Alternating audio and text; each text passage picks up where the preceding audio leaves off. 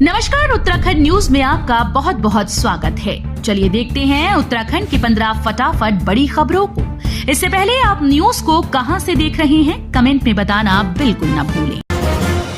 CM Dhami ने की मुख्यमंत्री हेल्पलाइन 1905 की समीक्षा, ढिलाई बरतने वाले अधिकारियों से मांगा स्पष्टीकरण।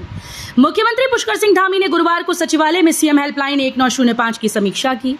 बैठक के दौरान सीएम धामी ने अधिकारियों को पूर्व में दिए गए निर्देशों का अपडेट लिया। सीएम धामी ने शहीद श्रीदेव सुमन को दी श्रद्धांजलि, बोले मातृभूमि की सेवा को प्रेरित करता रहेगा जीवन। सीएम धामी ने शहीद श्रीदेव सुमन को श्रद्धांजलि दी। इस दौरान उन्होंने कहा कि श्रीदेव सुमन का जीवन मातृभूमि की सेवा के लिए प्रेरित करता रहेगा। सीएम धामी ने 22वीं बैडमिंटन चैंपियनशिप का किया शुभारंभ, बोले खेल के प्रति लगन और अनुशासन जीवन में देगा नई ऊंचाइयां।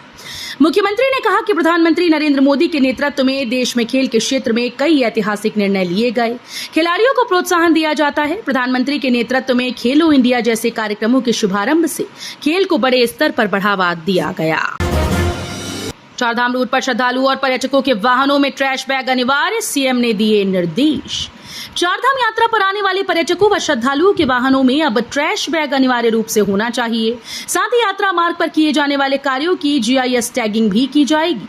मुख्य सचिव राधा रतूड़ी ने इसके आदेश जारी कर दिए हैं। इसके लिए उन्होंने ट्रिप कार्ड जारी करते समय जानकारी देने व नियमित रूप से चेकिंग व चालान करने के निर्देश दिए। RIMC में हुआ सिम्फनी बैंड का प्रदर्शन, बलिदानियों की वीरता को किया याद। कारगिल विजय दिवस के 25वीं वर्षगांठ के मौके पर देहरादून के प्रमुख स्कूल्स के 375 छात्रों के लिए राष्ट्रीय भारतीय सैनिक कॉलेज में एक शानदार सिम्फनी बैंड प्रदर्शन का आयोजन किया गया। इस दौरान देशभक्ति की भावना पैदा करते हुए सशस्त्र बलों की वीरता का स्मरण छात्रों को कराया गया। 6 लाख कांवड़ियों ने हरिद्वार से भरा गंगा जल, टूट रहा रिकॉर्ड। साल 2024 में कांवड़ यात्रा का शुभारंभ 22 जुलाई से हो गया। पिछले 3 दिन में करीब 6 लाख शिव भक्त कांवड़ियों ने हरिद्वार पहुंचकर गंगा जल भरा। कांवड़ मेले को लेकर हरिद्वार पुलिस और प्रशासन पिछले कई महीनों से व्यवस्थाओं को बेहतर बनाने के लिए जमीनी स्तर पर कार्य कर रही थी। अल्मोड़ा दौरे पर कैबिनेट मंत्री रेखा आर्या, ग्रामीणों से मुलाकात कर सुनी जन समस्या। कैबिनेट मंत्री रेखा आर्या इन दिनों अल्मोड़ा दौरे पर हैं। गुरुवार को कैबिनेट मंत्री ताकुला ब्लॉक के थापला, कांडे, गंगला कोटली ग्राम सभा पहुंची। वहां पहुंचकर मंत्री ने ग्रामीणों से मुलाकात कर उनकी समस्याओं को सुना। कैबिनेट मंत्री धन सिंह रावत ने पीएम मोदी से की मुलाकात, तीसरी बार पीएम बनने पर दी बधाई।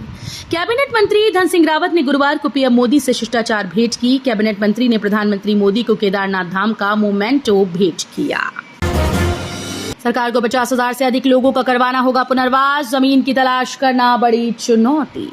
सुप्रीम कोर्ट ने बनभूलपुरा अतिक्रमण के मामले में राज्य सरकार को पुनर्वास योजना बनाने के निर्देश दिए। 50 वर्ष से कब्जे की 30.04 एकड़ भूमि खाली होगी और यहां रहने वाले 4,365 परिवार को घर छोड़कर दूसरी जगह पर विस्थापित होंगे।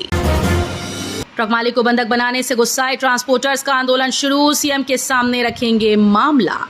ट्रक मालिक को बंधक बनाने और अभद्रता को लेकर गुरुवार से फिटनेस केंद्र के बाहर ही ट्रांसपोर्टर, वाहन स्वामी से लेकर कई संगठन भी एकजुट आंदोलन शुरू हो गया। उन्होंने कहा कि मामले में जल्द मुख्यमंत्री पुष्कर सिंह धामी से मुलाकात की जाएगी।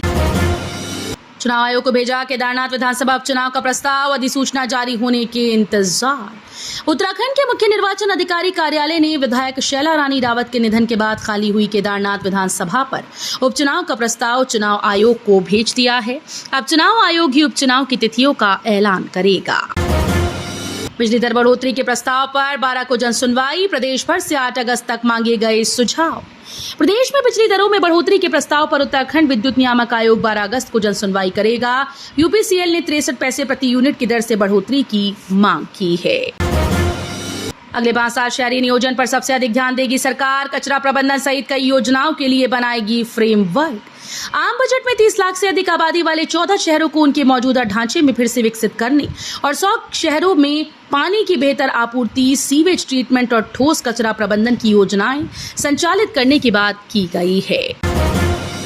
लोको पायलट और गार्ड को ड्यूटी में नहीं ढोने पड़ेंगे, भारी भरकम लोहे के संदूक, ट्रॉली बैग देने की तैयारी में रेलवे। भारतीय रेलवे करीब 18 साल के बाद लोको पायलट और गार्ड को लोहे के ट्रंक की जगह ट्रॉली बैग देने की तैयारी में है।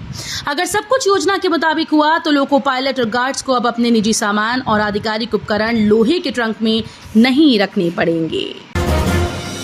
राष्ट्रपति भवन के दरबार और अशोक हॉल का नाम बदला गया। प्रियंका गांधी ने कहा, ये शहंशाह का कॉन्सेप्ट।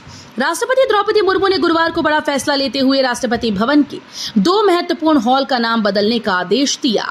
राष्ट्रपति द्रौपदी मुर्मू ने दरबार हॉल का नाम बदलकर गणतंत्र मंडप और अशोक हॉल का नाम बदलकर अशोक मंडप रखा।